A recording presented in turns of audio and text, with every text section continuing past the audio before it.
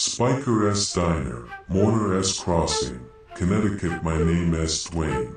I've been running the kitchen and the graveyard shift at Spiker S for 12 years now.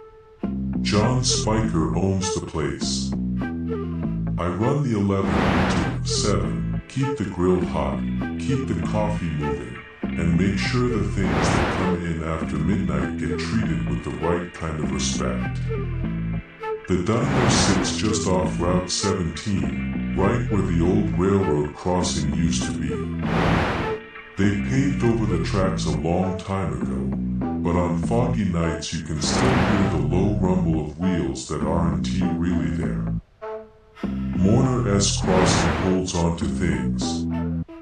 Most locals 1T touch the 11 to the 7.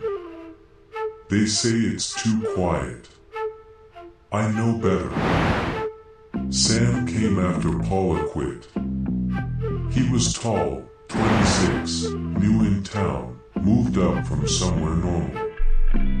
He smiled too easily for the graveyard shift, and I noticed it before I meant to. On his first night, he kept wiping the same stretch of counter and glancing at the windows every few minutes.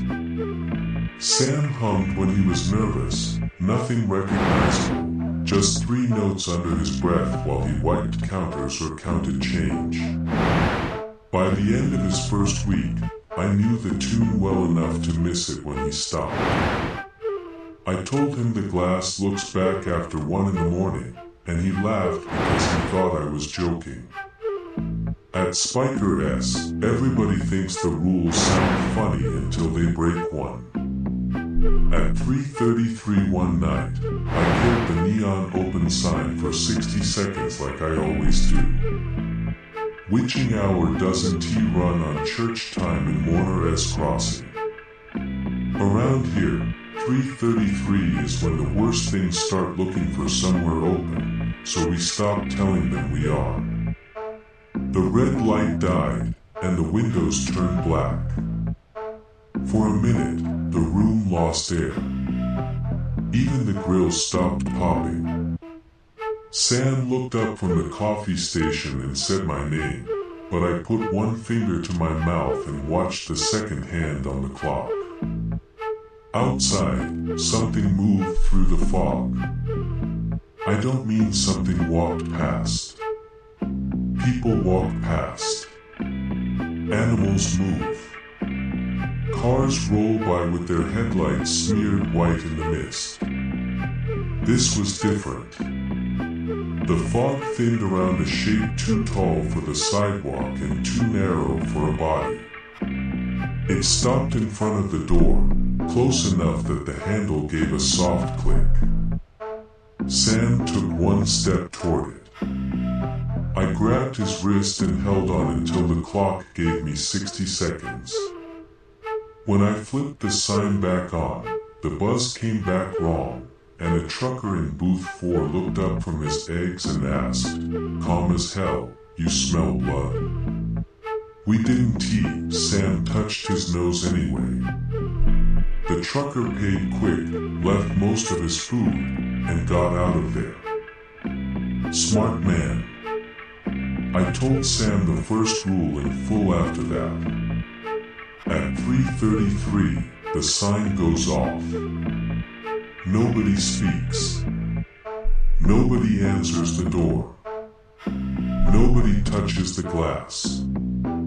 If something knocks, we let it knock until it gets embarrassed or hungry enough to go somewhere else.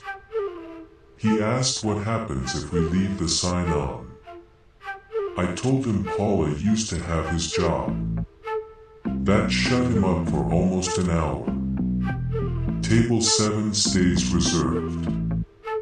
I keep an old card on it, handwritten in black marker. Reserved.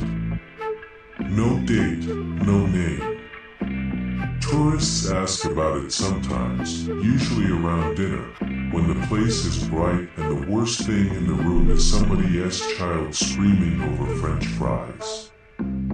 I tell them it's for an old regular, which is true enough. One morning, around 1:15, an old woman in a long black coat came in with the fog. She smelled like river mud and old flowers, and the bell over the door didn't ring when she entered. She headed straight for table 7. Booth 4's warmer, I called out. She sat anyway and said, "This one is fine." Sam looked at me. I shook my head once, but he was new and eager and still thought customer service mattered more than instinct. She ordered the usual, pancakes and black coffee. We didn't have a usual for her, but I made the pancakes, poured the coffee, and told Sam to set everything down without touching the table. He did fine until she asked for extra syrup. When he reached across the table to place the little glass pitcher near her plate, his elbow passed through the space across from her. The old woman stopped smiling. Her eyes went wet and mean all at once. "You watch yourself," she said. "He is sitting there." Sam went pale and stepped back.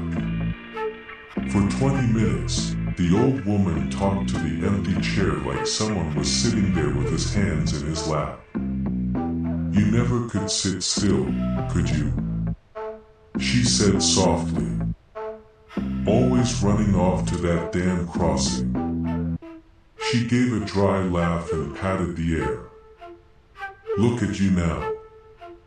When she left, the coffee cup she hadn't touched had a clean lipstick mark on the rim. I checked the security tape the next morning. Only her at the table the whole time. Sam watched the tape with me, arms crossed tight over his chest. He didn't say anything until it ended, and even then he only asked whether the empty chair had moved. I told him no, because on the tape it hadn't.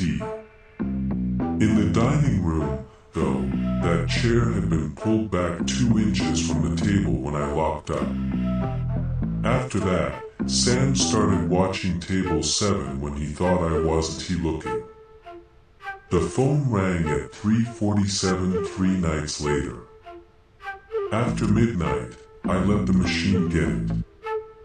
If somebody living needs pancakes, they can leave a message. Sam picked up anyway. A little girl's voice came through, clear and sweet. "Is my daddy still there?" Sam hesitated, then said, "Honey, it's pretty late. We're not really serving anybody right now." The line crackled. I was already crossing the kitchen when the girl said, "He is sitting right behind you." Sam spun around. I was at the grill. The counter stool behind him was empty. The girl whispered, "Tell him I'm coming soon," and hung up. Sam dropped the phone, and blood poured from his nose all over his shirt. I got him into the office, tilted his head forward, and pressed a towel into his hands. He kept apologizing for the blood like the shirt was the problem. I told him if he apologized again, I'd put him on dish duty until sunrise. He almost smiled at that. Almost. After that, every time the phone made a noise, his hands shook. That was when I gave him the next rule. After midnight, the phone belongs to whoever is brave enough to leave a message. We don't answer live calls. We don't call numbers back.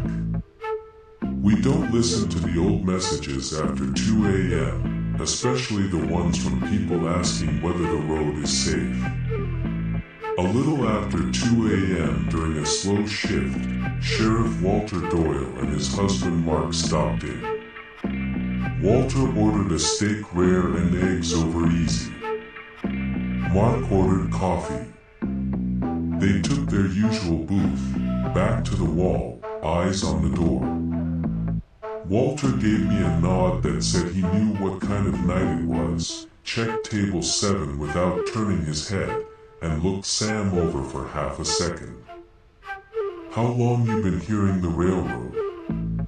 Sam's face changed. "I haven't good," Walter said. "Keep lying to yourself until sunrise. Sometimes it helps." Mark didn't smile. He turned his coffee mug one slow inch by the handle and looked toward the windows. "If the girl calls again," Mark said, "don't let him say his name." I hadn't told them about the phone. After they left, Sam asked why saying his name mattered. "Names always matter after midnight," I said. "You say mine all the time. Not the way they use it." He looked at me a little too long after that, and I made myself clean the same clean spot on the counter until he stopped. Walter paid for half a steak and eggs he barely touched and told me to call if the railroad sounds got close enough to rattle the glass. They didn't stay long. Even the sheriff knows better than to hang around Spiker too late. There's a rule about the walk-in freezer, too. Most people think the men's room mirror is the bad spot, but the walk-in is worse because it sounds like work. If something knocks from inside after 2:17, you count the knocks and keep your hands where it can't see them. 1 knock, ignore it. 2, turn off the kitchen radio. 3, ask what it wants through the door, but Dawn.